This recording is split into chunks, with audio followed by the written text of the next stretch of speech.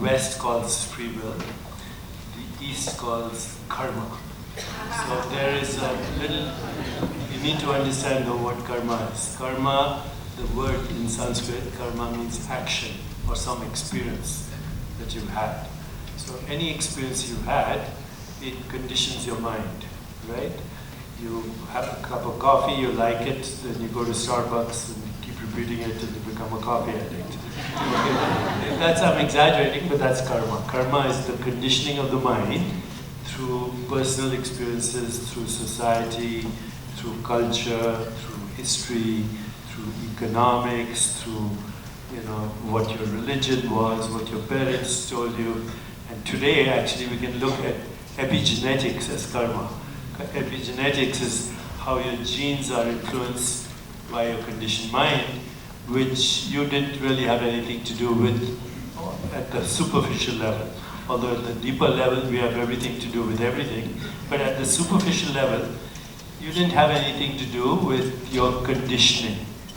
It was already taken care of you by your parents, your ancestors, your genes, your epigenetics, your religion, your history, your economics, and all of that. Given that, the Vedanta would say there's no free will for 99.9999% of us because we are imprisoned by karma, by a conditioned mind. But we have the ability to free ourselves from karma if we become aware of our conditioned mind. Because you're not the mind, you're the awareness which was conditioned into this mind.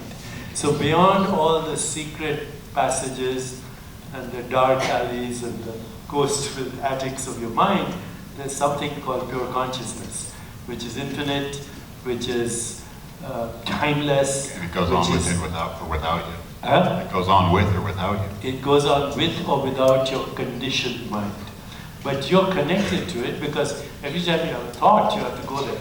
Right now, every time I'm speaking, I'm not actually thinking about what I'm saying. I'm going back to beyond my conditioned mind to express my views because I have observed my mind.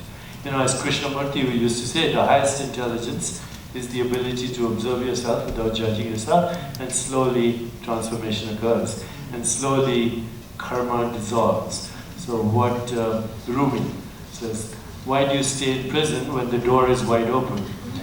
Well, you stay in prison because you can't see the door. It's invisible, it's in your mind. So I would say yes, the goal of our existence is free will. It's called moksha, total freedom. Total freedom is called moksha. But that's what we're all seeking. And along the way, we are imprisoned by determinism or karma. Shiva? I have to admit I'm in a kind of state of reverie up here. Because I love Jai so much, and I can't believe I've never been this close to you, and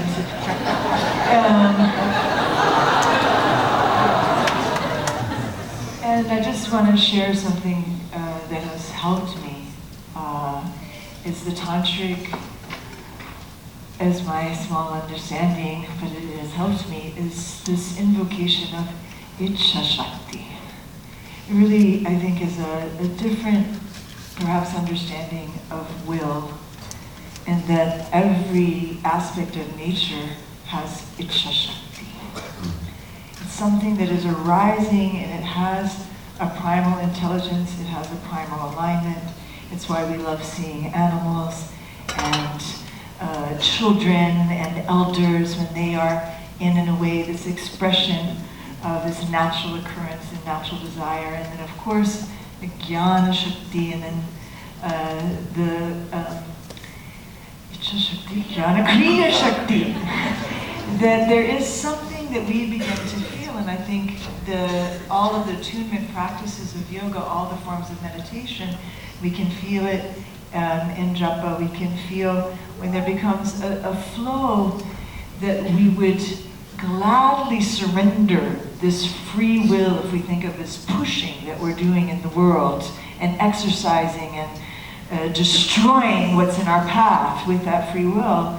And there's something else that's arising that as I just try and bring my heart and my embodied intelligence to feel that, it's like we can feel a through way, perhaps, that is a more refined understanding of this circle of will and surrender, and how this actually becomes expressed in the fact that culturally we're at a time where rising requires for some like jumper cables. You know, that our Icha Shakti, this primal sense that it's time to rise or time to be in action, is kind of in a state of trauma, in a state of despair, in a state of sleeping. So there's some art to aligning ourselves with Icha Shakti. There's I'd like to awareness. comment on that. Yeah. So these are three important words: Icha Shakti, Gyan Shakti, and Kriya Shakti. So the word Shakti, of course, means the divine feminine.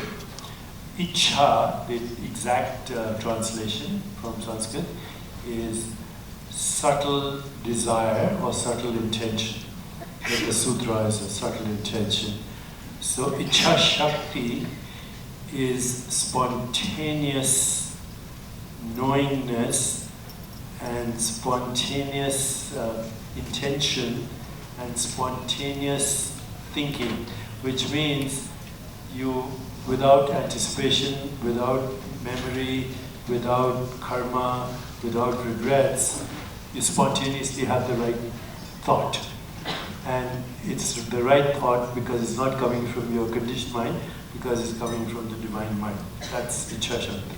Spontaneous fulfillment of desire. Gyan Shakti, Gyan means knowledge, it's spontaneous knowingness. So it's spontaneous knowledge, which is not like looking up something in Wikipedia or the Encyclopedia Britannica. You just know, and we also call it intuition. Intuition is, in a way, Gyan Shakti, because it's a form of intelligence that is, first of all, it doesn't have a win-lose orientation. Secondly, it's not linear. Thirdly, it's contextual. Fourthly, it's kind of eavesdropping on the divine mind. So that's Gyan Shakti. And Kriya Shakti is spontaneous right action as opposed to karma. So Kriya Shakti overrides karma. These are very beautiful phrases that mean a lot, for which there aren't really good English words. So, Kriya Shakti is spontaneous knowingness, Kriya Shakti is spontaneous right action, and Icha Shakti is spontaneous desire, which is evolutionary, which takes you all the way to the divine. And great words. they're amazing words, and the power of